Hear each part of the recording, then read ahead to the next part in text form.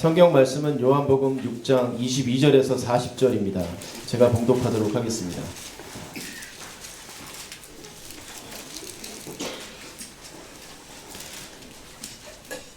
이튿날 바다 건너편에 서 있던 무리가 배 한 척 위에 다른 배가 거기 없는 것과 또 어제 예수께서 제자들과 함께 그 배에 오르지 아니하시고 제자들만 가는 것을 보았더니, 그러나 디베레아에서 배들이 주께서 축사하신 후 여럿이 떡 먹던 그곳에 가까이 왔더라. 우리가 거기서 예수도 안 계시고 제자들도 없음을 보고 곧 배들을 타고 예수를 찾으러 가버나움으로 가서 바다 건너편에서 만나 랍비여 언제 여기 오셨나이까 하니, 예수께서 대답하여 이르시되 내가 진실로 진실로 너희에게 이르노니 너희가 나를 찾는 것은 표적을 본 까닭이 아니요 떡을 먹고 배부른 까닭이로다. 썩을 양식을 위하여 일하지 말고 영생하도록 있는 양식을 위하여 하라. 이 양식은 인자가 너희에게 주리니 인자는 아버지 하나님께서 인치신 자니라. 그들이 묻되 우리가 어떻게 하여야 하나님의 일을 하오리이까? 예수께서 대답하여 이르시되 하나님께서 보내신 이 일을 믿는 것이 하나님의 일이니라 하시니, 그들이 묻되 그러면 우리가 보고 당신을 믿도록 행하시는 표적이 무엇이니이까? 하시는 일이 무엇이니이까? 기록된 바 하늘에서 그들에게 떡을 주어 먹게 하였다 함과 같이 우리 조상들은 광야에서 만나를 먹었나이다. 예수께서 이르시되 내가 진실로 진실로 너희에게 이르노니 모세가 너희에게 하늘로부터 떡을 준 것이 아니라 내가 아버지께서 너희에게 하늘로부터 참떡을 주시나니, 하나님의 떡은 하늘에서 내려 세상에 생명을 주는 것이니라. 그들이 이르되 주여 이 떡을 항상 우리에게 주소서. 예수께서 이르시되 나는 생명의 떡이니 내게 오는 자는 결코 줄이지 아니할 터이요 나를 믿는 자는 영원히 목마르지 아니하리라. 그러나 내가 너희에게 이르기를 너희는 나를 보고도 믿지 아니하는도다 하였느니라. 아버지께서 내게 주시는 자는 다 내게로 올 것이요 내게 오는 자는 내가 결코 내쫓지 아니하리라. 내가 하늘에서 내려온 것은 내 뜻을 행하려 함이 아니요 나를 보내신 이의 뜻을 행하려 함이니라. 나를 보내신 이의 뜻은 내게 주신 자 중에 하나도 잃어버리지 아니하고 마지막 날에 다시 살리는 것이니라. 내 아버지의 뜻은 아들을 보고 믿는 자마다 영생을 얻는 것이니 마지막 날에 내가 이를 다시 살리리라 하시니라.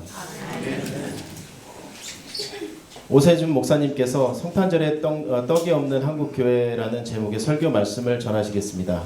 많은 은혜 받으시기 바랍니다.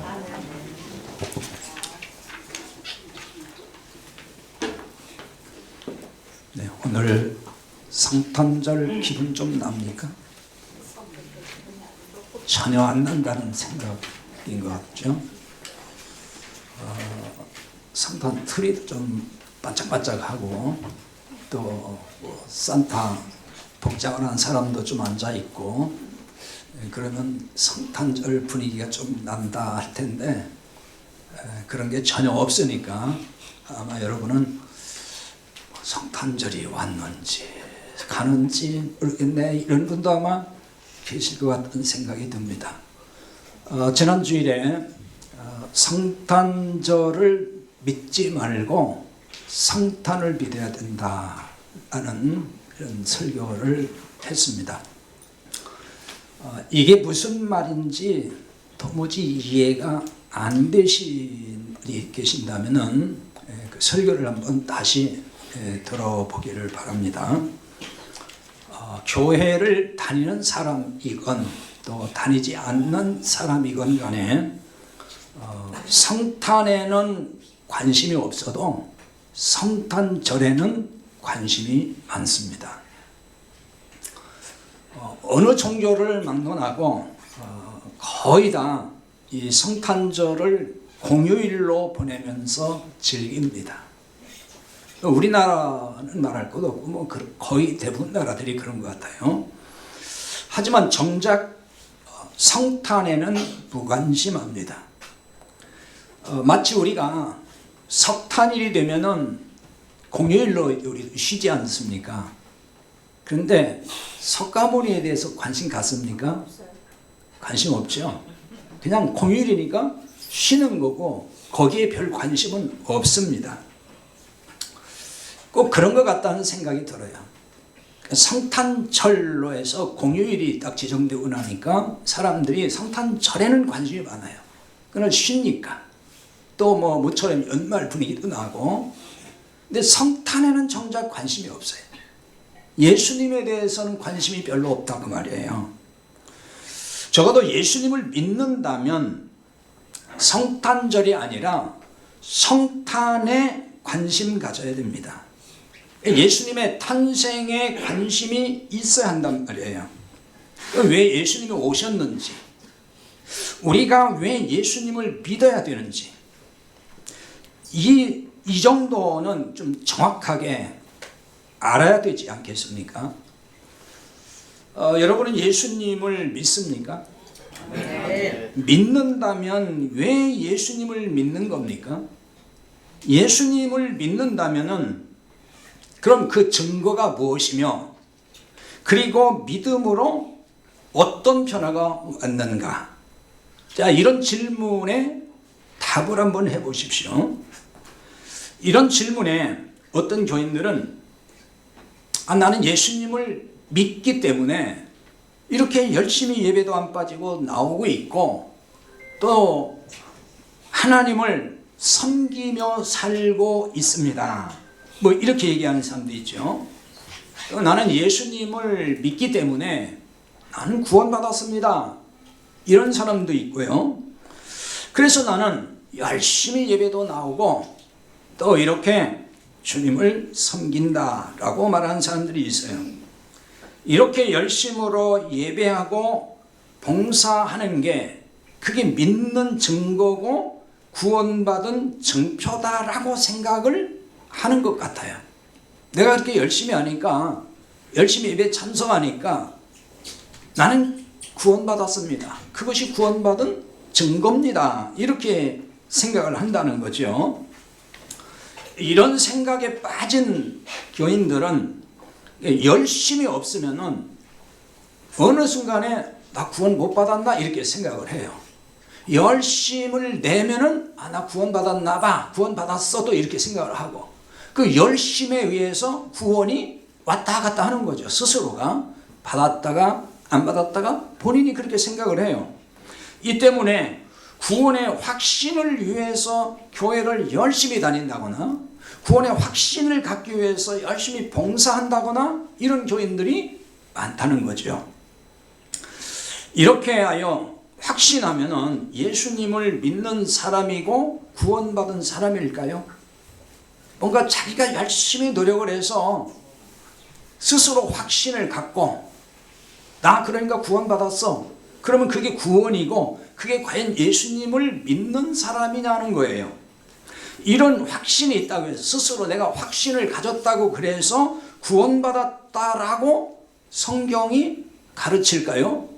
그렇지 않아요. 성경은 그렇게 말씀하지 않습니다. 오늘 본문의 말씀은 이런 점을 분명하게 깨우쳐 줍니다. 오늘 말씀은 오병이어의 표적이 있은 후 그 뒤에 이어지는 내용이에요.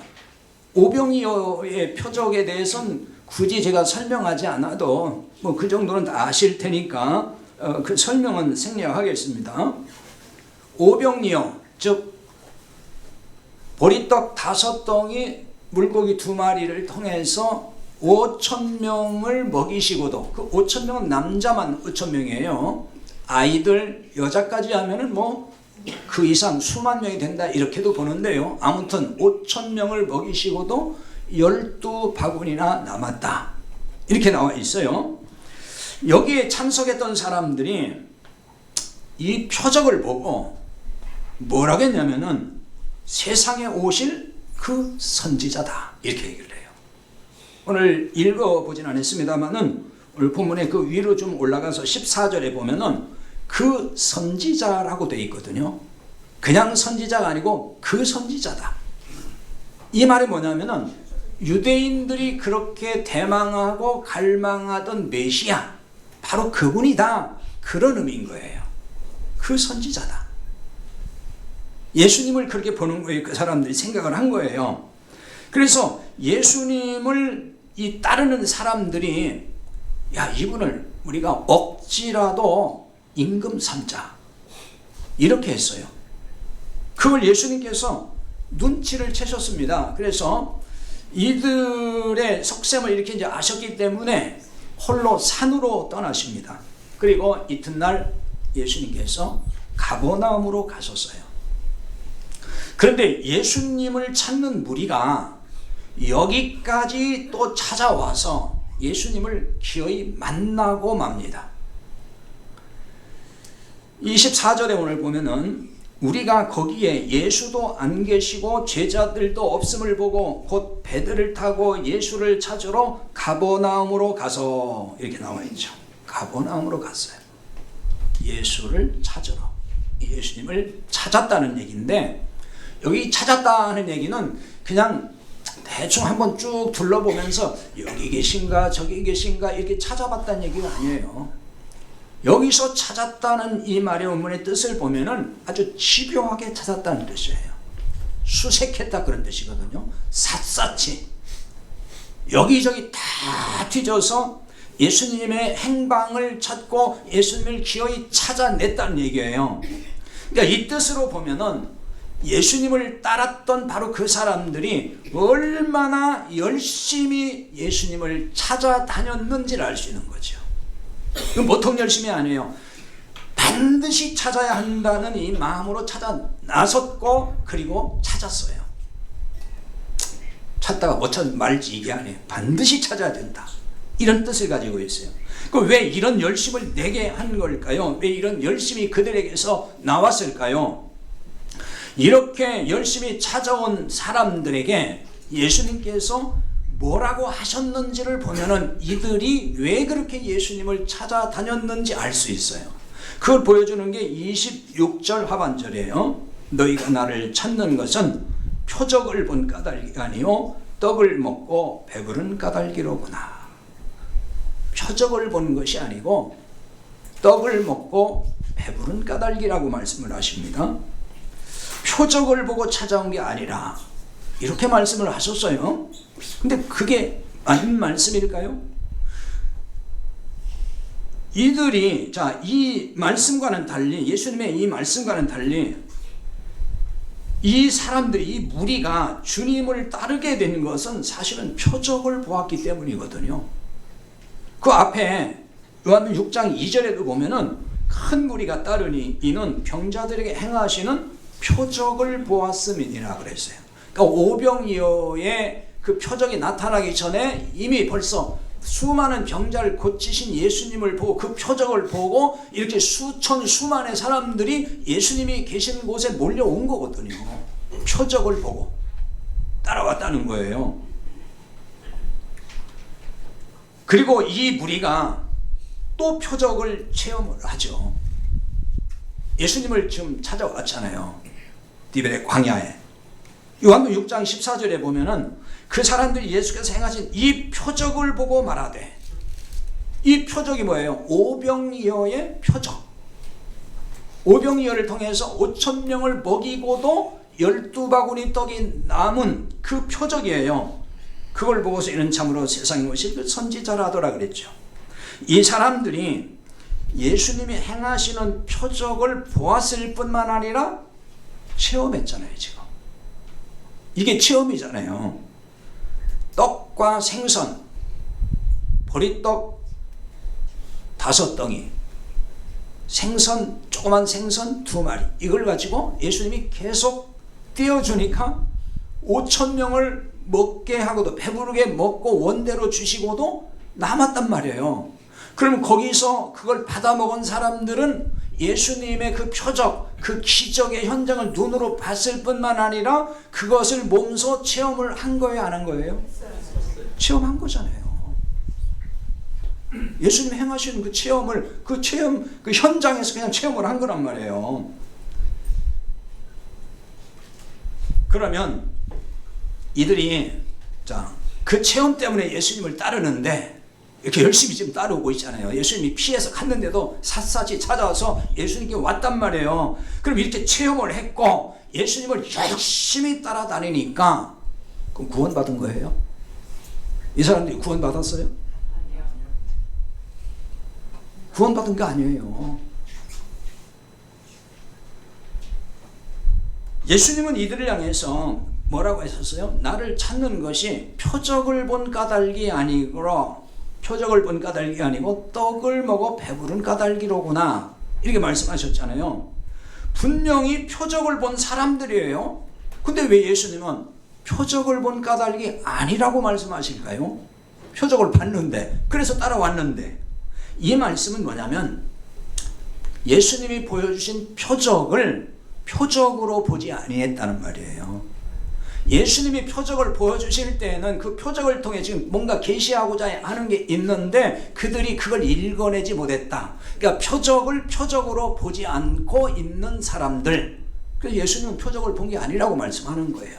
그러나 그들은 다 뭐라고 하죠? 우리는 표적을 봤다 그러죠. 근데 예수님은 너희들은 표적을 본 게 아니야, 이렇게 말씀한다는 거예요. 표적을 표적으로 보지 아니했다, 이 말이 무슨 말일까요? 표적을 일반적으로 이제 우리는 기적이라고도 하고 이적을 행했다는 말로도 써요. 이 표적이 뭐냐? 기적이나 이적은 이 표적을 가리키는 거예요. 표적을 지시하고 있다는 거예요. 표적을 보게 하는 거란 말입니다. 뜻으로 보통 이적, 기적이지만은 그걸 통해서 예수님은 표적을 보게 한다는 얘기예요. 그러니까 예수님이 행하신 기적은 예수님이 메시아라고 하는, 이분이 진짜 구원의 주라고 하는 분이라는 것을 가리키는 표지판과 같다는 거예요.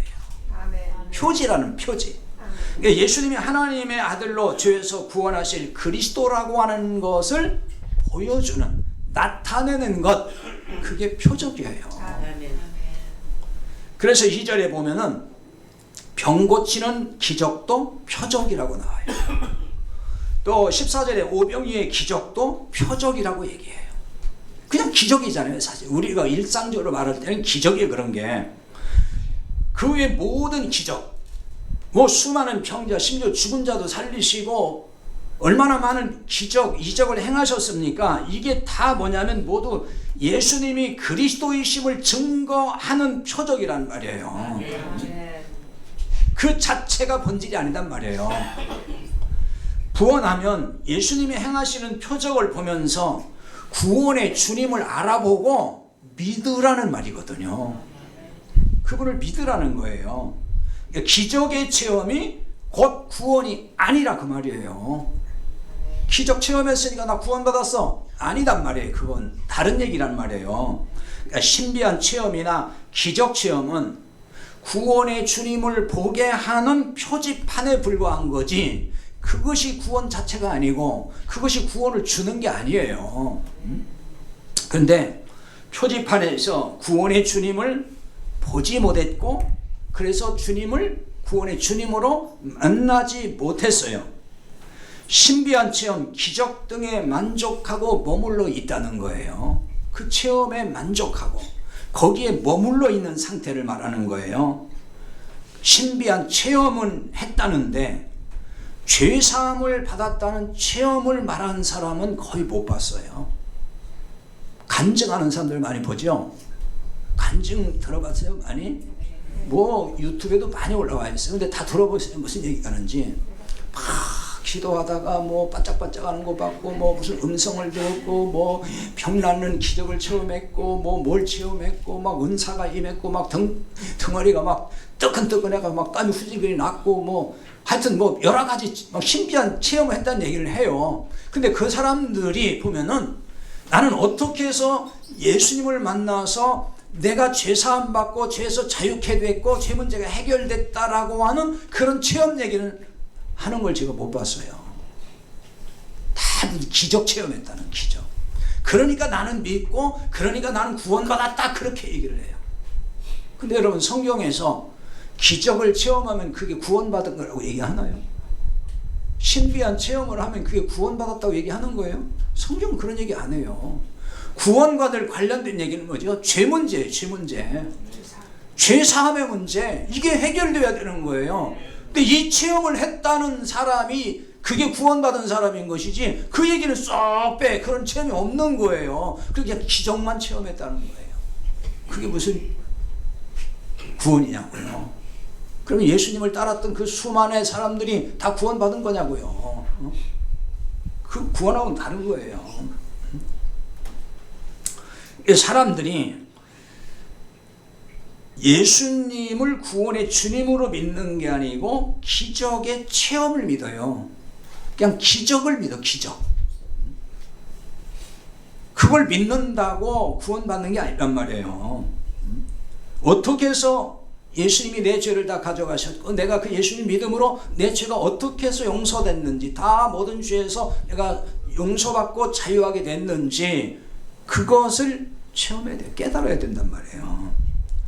이 같은 사람들이 기적을 체험하고 어떻게 되는지 아세요? 막 어떤 신비한 체험을 했어요. 놀라운 기적을 체험했어요. 그리고 나서 어떻게 되는지 아세요? 요한복음 6장 66절에 보면은 그때부터 그의 제자 중에서 많은 사람이 떠나가고 다시 그와 함께 다니지 아니하더라 이런 말씀이 나와요. 오병이어의 기적을 체험한 사람들 얘기입니다. 예수님이 떡 떼주니까 받아 먹었어요. 체험이잖아요. 이런 체험이 어디 있어요? 여러분 만약에 오늘 예수님이 여기 오셔가지고 이따 떡국을 드릴 텐데 그냥 품은 또 나오고 품은 또 나오고 그걸 여러분이 먹으면은 신기한 체험 아니에요? 이야 이런 체험도 다 있네. 없는 줄 알았더니 또 나와. 없는 줄 알았더니 또 나와. 그 체험에 또 구원받는 게 아니란 말이에요. 지금 그 신비한 체험을 했던 이 제자들, 여기 제자 중에서 이 말은 12제자를 말하는 게 아니고 예수님 좀 따르고 있는 사람들을 지칭하는 거예요. 근데 그 사람들이 많은 사람이, 많은이라는 말은 거의 다 그 말이에요. 이 단어에 대해 지난주에 설명했죠. 많다 그래서 많은 뭐 이런 게 아니고 모든을 말할 때도 많은이라는 말을 쓴다고 그랬어요. 많은 거의 다 떠나가고 다시 그와 함께 다니지 아니했다. 예수님과 더 이상 이제 다니지 않았다는 거예요. 기적을 체험한 이들에게 예수님께서 무슨 말씀을 하셨기 때문일까요? 그들에게 예수님이 몸과 피가 참된 양식이고 음료라고 그렇게 말씀을 하셔요. 내 몸과 피가 참된 양식이고 참된이라는 알레테야 진리라는 진리의 양식이고 진리의 음료다. 이런 말씀을 하셔요. 즉 예수님께서 예수님을 따라온 사람들에게 복음을 전하신 거예요. 그게 예수님의 몸과 피가 복음 자체잖아요. 그 자체가 그걸 얘기했어요. 그랬더니 뭐라고 하냐면 이 사람들이 그 복음을 듣고 어렵대요. 야 어려워. 그 요한복음 6장 60절에 보면은 어렵다는 말이 나오거든요. 그 말의 원문의 뜻을 보면은 딱딱하다 그런 뜻이에요. 거칠다. 오늘날로 말하면 재미없다 그거예요. 설교 좀 재밌게 해야지 저게 뭐야. 딱딱하게 이럴 데 없고 그냥 졸리기만 하고. 그 예수님 설교를 듣고 그런 반응이 나온 거예요. 정말 재미 되게 없네. 그리고 너무 어려워. 저걸 누가 알아듣겠어. 그리고 다 가버렸다는 거예요. 다 떠났다니까요. 저걸 누가 듣느냐고. 재미도 없고 딱딱한 얘기. 그런 반응이 나왔단 말이에요. 이들은 예수님에게서 다 떠나버렸어요. 그럼 이 사람들이 구원받은 거예요? 구원받은 사람들이 이 모양이냐고요. 신기한 체험을 했지만은 구원받은 사람이 아니었다. 그거 말해주는 거잖아요. 신비한 체험을 했으니까 구원받았어요? 그거 맞는 거예요? 그거는 아니에요. 착각하면 안 되는 거예요. 많은 사람들이 자기가 옛날에 부흥회 때 막 체험을 했다는 거예요. 신비한 체험 뭣도 하고 그 나는 구원받았어 이런 사람이 있어요. 그런데 십자가 복음을 그럼 몰라. 죄 사함 받았어요? 글쎄요. 어떻게 다 용서받겠어요. 아직도 내가 죄를 짓고 있는데 그럼 그 사람 복음 아는 거예요? 모르는 거예요? 모르는 거란 말이에요. 그럼 복음을 모르는데 어떻게 구원받냐고요? 어? 신비한 체험했다고 그게 구원이냐고. 어? 착각을 해요, 많은 사람들이. 이 구원은 그냥 자기 생각대로 되는 게 아니에요. 어? 그러니까 오늘날로 말하면 이런 거예요.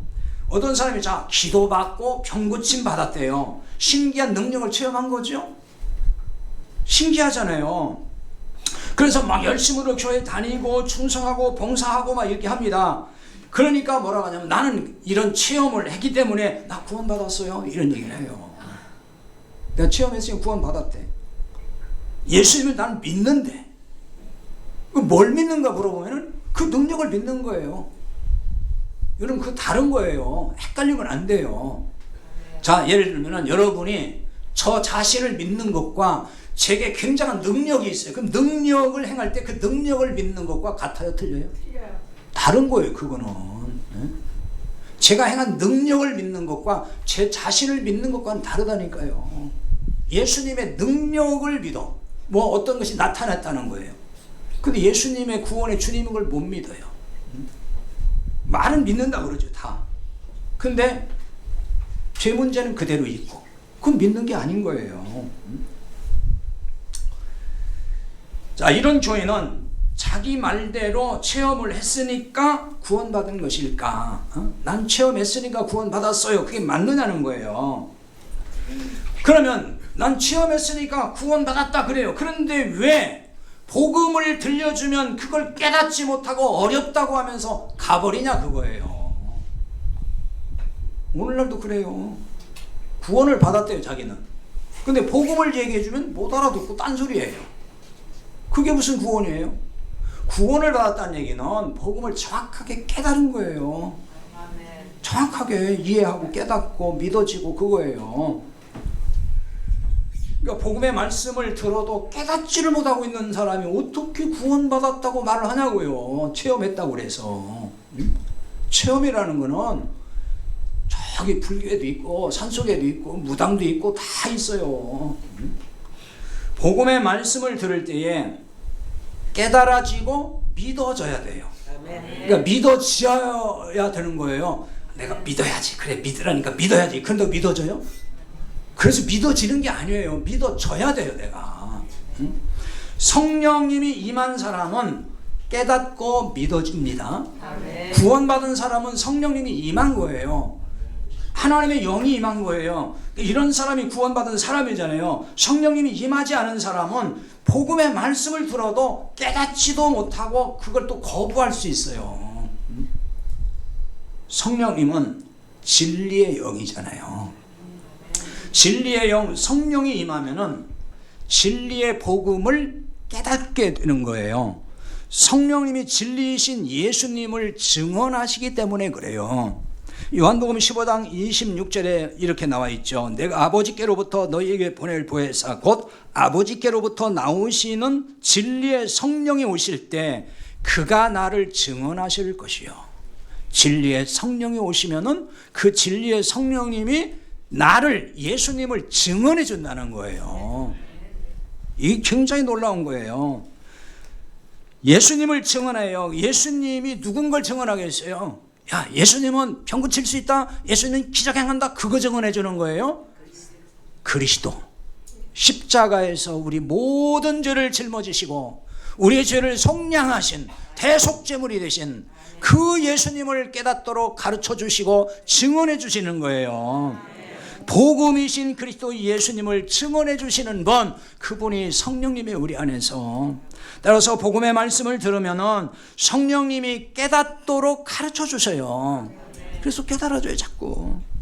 무엇보다 십자가 대속의 은혜를 깨닫도록 하시고 죄사함을 받았다는 확신을 주시는 겁니다. 이런 체험이야말로 이게 진짜 체험이에요. 이 체험 없이 엉뚱한 걸 체험했다고 자꾸 자랑하고 그것 가지고 뭐 구원받아 착각하면 안 되는 거예요. 예수님은 당신을 따르는 무리에게 표적을 본 까닭이 아니라고 했다 그랬어요. 예수님께서 구원의 주님이신 걸 보지 못했다는 말이에요. 표적을 통해서. 병고침과 오병이어 등의 기적만 본 거예요. 그 표적만 봤단 말이에요. 그걸 통해 계시하는, 즉 메시아됨을 계시해 주는 그 사실을 못 보고 있는 거예요. 그걸 놓치고 있다는 것입니다. 그리고 떡을 먹고 배부른 까닭이라고 하셨어요. 이 말은 보리떡의 기적을 통해서 표적을 봐야 되는데 그 표적을 못 봤다. 그렇지 못했다는 얘기거든요. 이게 보리떡, 거기에 계시된 그리스도, 그분을 보지 못했다는 겁니다. 보리떡 5개의 표적은 생명의 떡이신 예수님을 가리키는 표지판이에요. 예수님이 누군지를 보라는 거예요. 하지만 이 표지판을 보지 못했어요. 그걸 읽지 못한 거예요. 그래서 예수님은 이어서 이렇게 말씀을 하셔요. 27절입니다. 오늘 썩을 양식을 위하여 일하지 말고 영생하도록 있는 양식을 위하여 일하라. 이 양식은 인자가 너희에게 주리니 인자는 아버지 하나님께서 인치신 자니라. 이렇게 나와 있어요. 여기 썩을 양식이라고 나와 있습니다. 썩을 양식이란 뭘까요? 여기 썩다 그랬는데요. 여기 썩다는 말은 이건 멸망시킨다는 뜻이에요. 멸망, 죽음, 그런 의미입니다. 이게 그런 뜻이에요. 원문의 뜻이. 근데 이게 원문에서는 현재 분사형으로 쓰여 있습니다. 이 뜻으로 보면은 썩을 양식은 멸망시키는 양식이란 얘기고, 그리고 이 양식은 지금도 멸망시키는 역할을 하고 있다, 그 얘기가 되는 거예요. 따라서 멸망시키는 양식을 위하여 일하지 말라는 거예요. 근데 여러분, 정신 나간 사람이 아니고서야 멸망시키는 양식을 위해서 일을 하겠습니까? 하지만 멸망케 하는 양식을 위해서 일하는 자들이 있기 때문에 예수님께서 하신 말씀인 거예요. 그런 사람들이 없으면 이런 말씀을 왜 하시겠어요? 이들이 누구겠습니까? 그러면 이들이 바로 멸망케 하는 양식을 위해서, 그 떡을 위해서 열심히 예수님을 찾아온 자들이에요. 그러니까 예수님을 찾아온 그들은 멸망케 할 양식을 얻기 위해서 왔다는 거예요. 근데 그들은 그걸 멸망케 할 양식이라고 모르는 거죠. 그러니까 표적을 표적으로 보지 못한 자들인 거예요. 그러니까 이들을 다른 말로 하면은 율법적 열심 있는 자들이라고 할 수가 있어요. 이들이 멸망시키는 양식을 위해서 일하는 자들이에요. 율법은 우리를 생명의 길, 그러니까 생명을 주는 게 율법이 아니에요. 율법은 정죄하고 죽게 만든단 말이에요. 이게 썩을 양식이에요. 그래서 멸망의 양식이란 말이에요. 이런 양식을 위해서 뭐 하지 말라요? 일하지 말라 그랬어요. 육신의 떡을 양식을 위해서 일하지 말라는 게 아니에요. 육신의 떡을 위해서, 육신의 우리 생명을, 건강을 유지하기 위해서는 일을 해야 돼요. 열심히 일해서 돈도 벌고 그래야 양식도 생기고 그런 거 아니에요. 가끔 보면은 아주 썩을 양식인데 그것 때문에 뭘 그렇게 그냥 일하고 그렇게 힘들게 사냐 그러는데, 열심히 돈 버셔야 돼요. 이 양식을 먹어야 살잖아요. 그럼 그 얘기가 아니란 말이에요. 이게 지금 썩을 양식이 우리가 먹는 밥, 그걸 말하는 게 아니에요. 물론 문자적으로는 그런 의미를 담고 있지만 여기서는 그런 얘기가 아니에요. 지금 그러면은 그걸 위해서 일하지 말라는 게 되잖아요. 먹을 걸 위해서 그럼 먹을 거 일도 안 하는데 먹을 수 있어요? 사도 바울은 데살로니가 교회 뭐라 했죠? 일하기 싫어하거든 먹지도 말라 그랬잖아요. 열심히 일해야 됩니다. 그래서 잘 드셔야 돼요.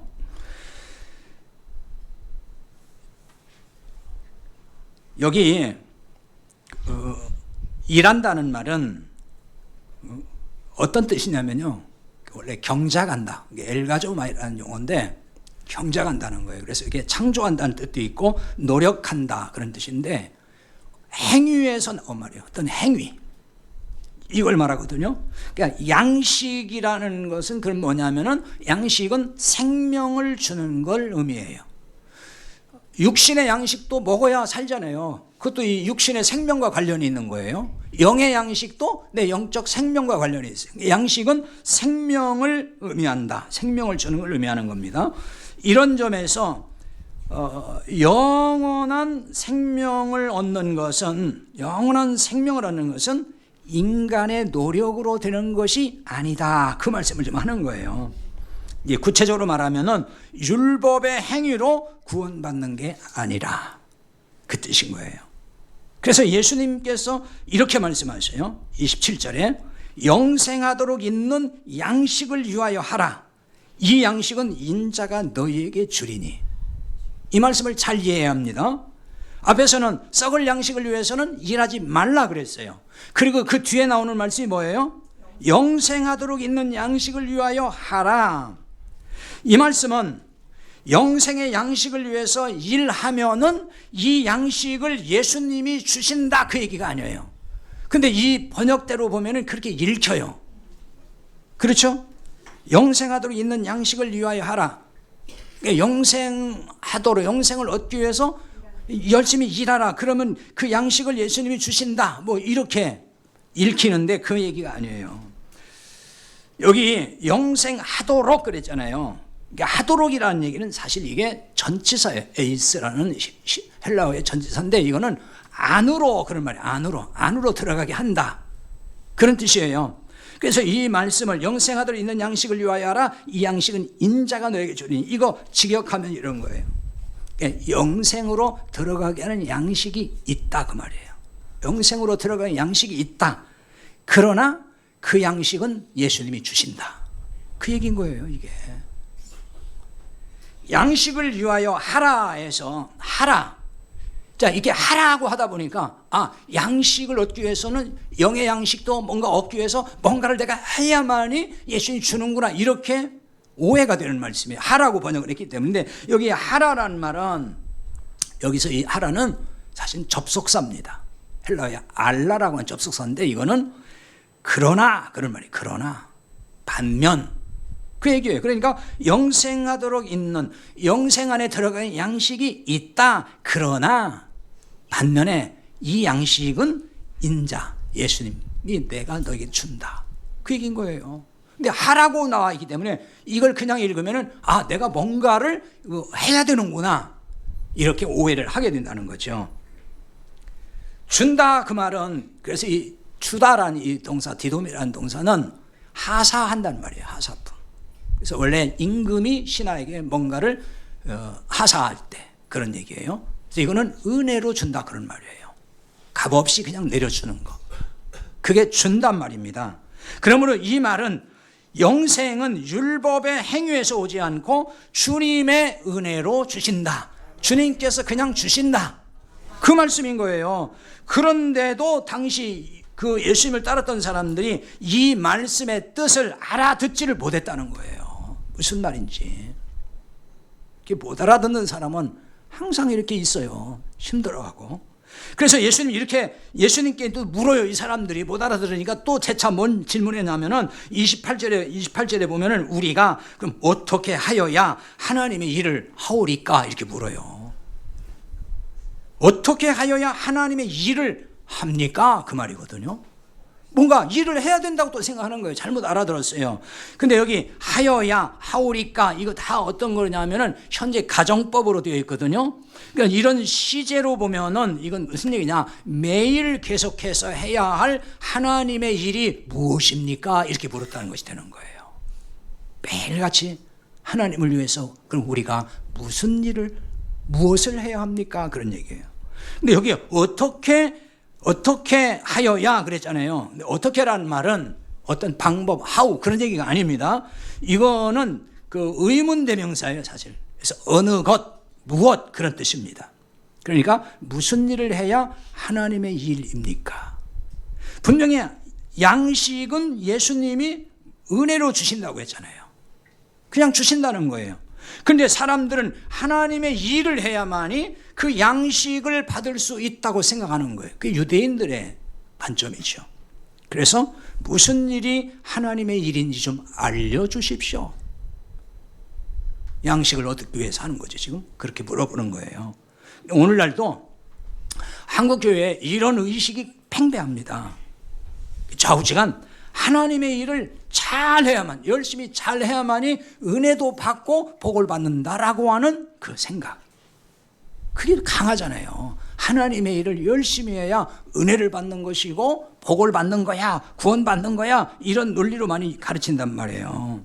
그리고 하나님의 일을 교회 부서에서 어떤 일을 맡아서 봉사하는 것으로 생각을 해요. 물론 그런 점도 있죠.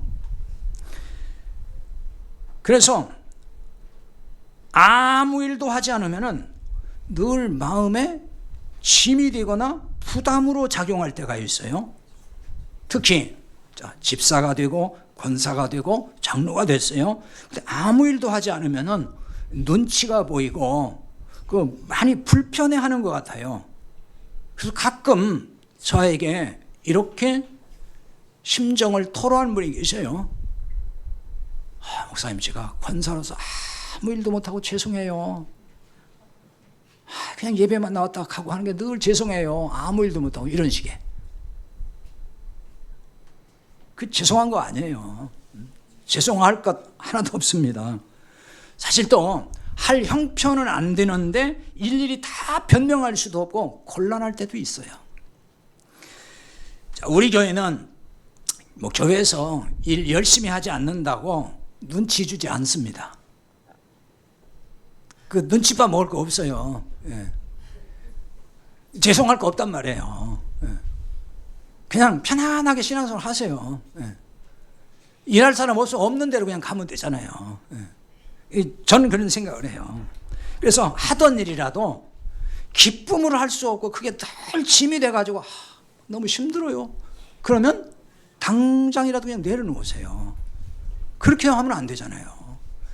무엇을 하든지 간에 기쁘게, 즐겁게, 감사해서, 그리고 그게 행복해서 한다면 괜찮은 거예요. 근데 그게 아니고 짐이 되고 부담스럽고 막 잠도 안 오고 소화도 안 되고 이렇게 되면 그건 할 이유가 없잖아요. 왜 그렇게 신앙생활을 해야 돼요? 절대로 눈치 줘도 안 되고 눈치밥 먹을 필요가 없어요. 그래서 누구 일 안 한다고 그런 말 하지 마세요. 다 할 형편이 안 돼서 못하는 거지, 하기 싫은 사람 어디 있겠어요. 다 하고는 싶지만 형편이 안 오는 사람이 많아요. 자, 그런데 하나님 일의 본질은 교회 사는 어떤 봉사가 아니에요. 사실은 그게 일의 본질이 아니에요. 무슨 일을 해야 하나님의 일을 하는 거냐고 묻는 이들에게 예수님께서 이렇게 답을 하셨어요. 29절이죠. 하나님께서 보내신 이를 믿는 것이 하나님의 일이니라. 하나님께서 보내신 이가 누구예요? 예수님이잖아요. 이 예수님을 믿는 것이 하나님의 일이라는 거예요. 믿다, 이 말은 이게 현재 가정법으로 쓰여진 원문에는 이거는 계속해서 믿는다는 말이에요. 한번 내가 예수님을 구원의 주님으로 믿고 구원받았으면 그 사람은 계속 그 믿음을 가지고 산다는 거예요. 그게 믿음이라는 거예요. 그 믿음, 그게 하나님의 일입니다. 예수님을 믿는 것이 하나님의 일이라고 하자 또 묻습니다. 또 물어요, 이 사람들이 집요하게. 30절에 보면 믿을 수 있도록 표적을 보여달라 그래요. 그러니까 무슨 표적을 보여 우리로 믿게 하시겠습니까? 이렇게 질문을 합니다. 예수님이 얼마 전에 행하신 오병이어의 표적, 이거 얼마 안 지났어요. 지금 이거 그 표적을 다 봤잖아요. 근데 또 표적을 보여달라고 요구하는 거예요. 유대인들은 표적에 참 집착하는 민족이에요. 사도 바울도 고린도전서 1장에서 유대인은 표적을 구하나 헬라인은 표적을 구하고 헬라인 지혜를 찾는다 그러잖아요. 유대인은 표적을 구해 자꾸만. 표적에서 은혜 복음을 보지 못하면 계속 표적을 요구하게 돼 있어요. 표적에서 그리스도 예수님을 못 보면은 계속 표적을 자꾸 달라는 거예요. 그래야 믿겠다는 거예요. 목회자가 표적을 행하지 않으면은, 어떤 기적을 행하지 않으면은 그 목사는 가짜다, 이렇게 말하는 사람들도 많이 있습니다. 그러니까 목사는 병든 자를 놓고 안수 기도하면은 병자가 나아야 되고 귀신이 나가야 되고 이런 기적이 있어야 된다는 거예요. 또 안수하면은 뒤로 나자빠지고 이렇게 하면은 장풍에 쓰러지듯이 팍 자빠지기도 하고 그다음에 입진하는 사람도 나오고, 그게 진짜 목사다 뭐 이렇게 얘기하는 사람도 많아요. 그런 일을 하는 사람들이 그렇게 얘기를 해요. 그런 기준에서 보면 저는 가짜예요. 어느 유명한 한국의 스타 목사가 보니까 요즘엔 또 그 잡아뜨린 거 하더라고요. 자꾸 세워놓고 하나씩 잡아뜨리고 계속. 여러분 그런데 미혹받지 마세요. 그거 해서 구원받는 거 아니에요. 자빠진다고 구원받아요?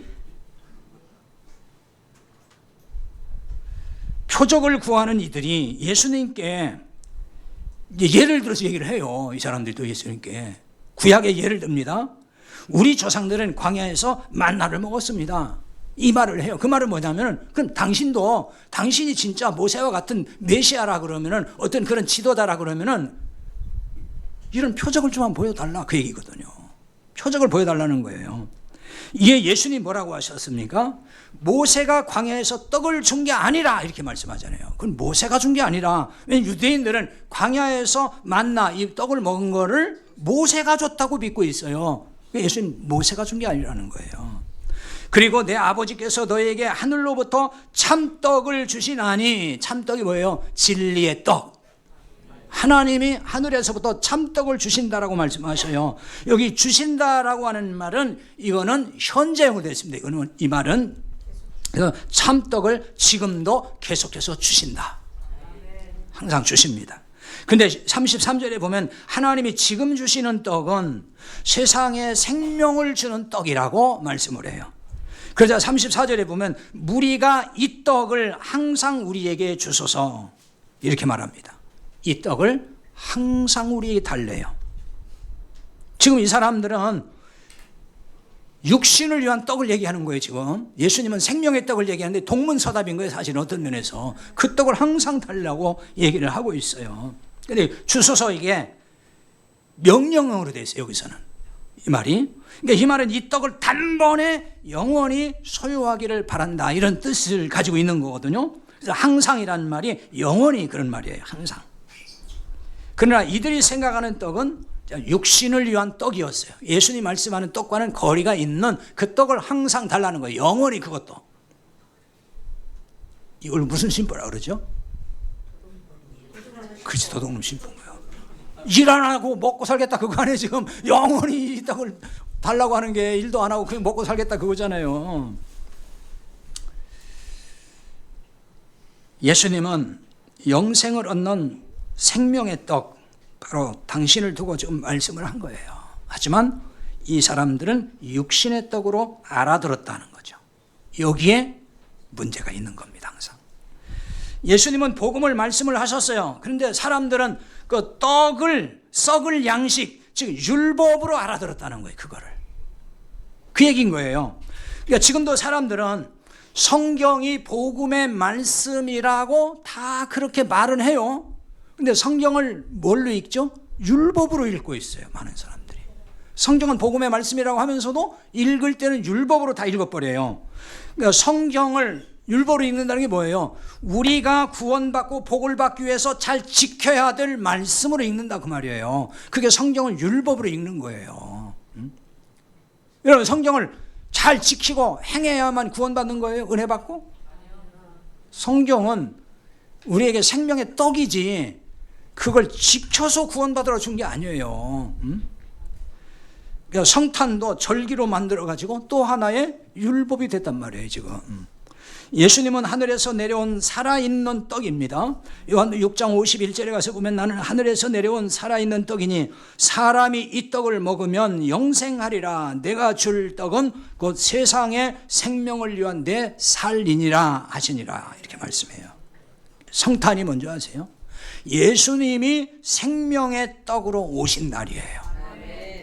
그런데 자금의 한국교회에 생명의 떡이 있긴 하는 겁니까? 생명의 떡을 온데간데 없고 썩을 양식만 가득 차 있는 건 아닐까요? 썩을 양식, 율법 말입니다. 그렇게 볼 수 있는 근거가 뭘까요? 35절에 보면은 이렇게 나와 있어요. 예수께서 이르시되 나는 생명의 떡이니 내게 오는 자는 결코 줄이지 아니할 것이요 나를 믿는 자는 영원히 목마르지 아니하리라 그랬어요. 예수님이 생명의 떡이에요. 다른 말로 말하면 진리의 말씀, 진리의 복음입니다. 이 떡을 먹어야 줄이지 않고 갈증이 사라진다는 거예요.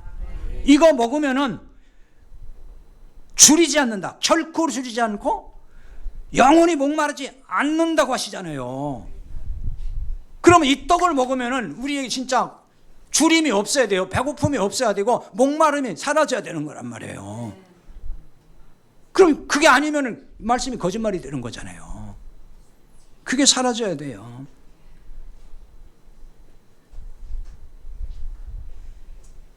그런데 이 생명의 떡이 없는 교회가 많이 있습니다.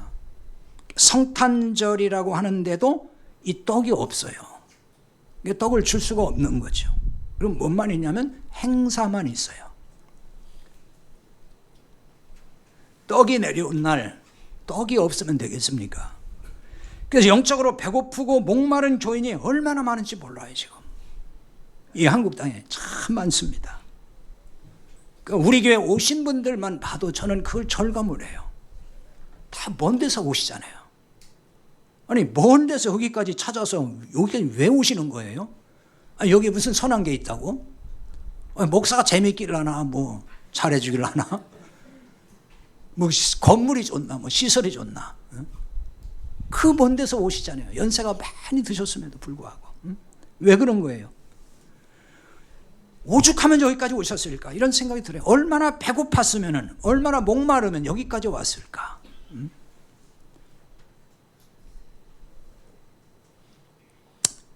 전국적으로 배고프고 목말라 생명의 떡과 생수를 찾아서 방황하는 성도들이 참 많습니다. 저한테 전화가 곧잘 옵니다. 근데 반면에 생명의 떡을 먹지 못해도 배고픔과 갈증을 느끼지 않는 교인들도 많아요. 생명의 떡을 못 먹고 있는데도 배고프지 않대요. 목마르지 않대요. 이런 사람이 누구겠어요? 복음을 모르고 구원과 상관이 없는 교인이에요. 구원받은 사람은 생명의 떡이 안 들어오면 배고파서 못 견뎌요. 갈증이 나요. 그래서 힘들어하는 거예요. 그런데 복음이 없는 데서도 아무 이상이 없다. 이런 교인이 얼마나 많을까요? 이런 사람들은요, 어디에 목말라 있고 배고파냐면은 세상 물질, 명예, 권력, 쾌락, 이 세상 것들에 그냥 그렇게 목말라 하고 있고 배고파해요. 그걸 배고파해요, 그거에. 그러니까 교회 열심히 다니는 이유도 뭐냐면은 그런 것들을 더 채우기 위해서, 욕심을 더 채우기 위해서. 배고픈 거예요, 계속. 아니, 돈을 그렇게 많이 버는데도 배고파요. 아니, 집이 몇 채 있는데 또 배고파. 계속 주님 더 주세요, 더 주세요. 얼마나 배고프면 그러냐고요. 그게 무슨 구원받은 사람이냐고요. 그렇게 목마르고 배고픈데. 생명의 떡을 먹고 생수를 마시면은 그런 배고픔이 다 사라져, 이제는. 그런 세상 것에 대한 배고픔이 없어요. 목말라 하지 않아요. 자, 이런 점에서 저는 생명의 떡인 참 복음의 말씀을 정말 잘 바르게 전해야 된다라고 하는 이 부담감이 솔직히 굉장히 큽니다. 왜냐하면 여기까지 오시는데 허기진 채 돌아가면은 안 되잖아요. 그 참 저는 마음이 그런 점에서 무거워요. 다른 게 아니고. 제가 늘 부족하기 때문에. 자, 우리 교회가 배고픈 이들에게 참 생명의 떡을 풍성하게 나눠줄 수 있기를 원합니다. 생명의 떡을 소유한 여러분이 생명의 떡을 소유했다면 여러분 주변에 배고픈 사람의 이 떡을 나눠주셔야 됩니다. 생명의 떡을 나눠줄 때에 그게 기쁨이 얼마나 큰지 몰라요. 그것이 행복인 거예요. 그러므로 생명의 떡을 나누는 이 기쁨으로 충만해서 우리 공동체가 정말 행복한 공동체가 될 수 있기를 바랍니다. 같이 기도하겠습니다. 오늘 말씀을 생각하면서 기도하십시다. 성탄은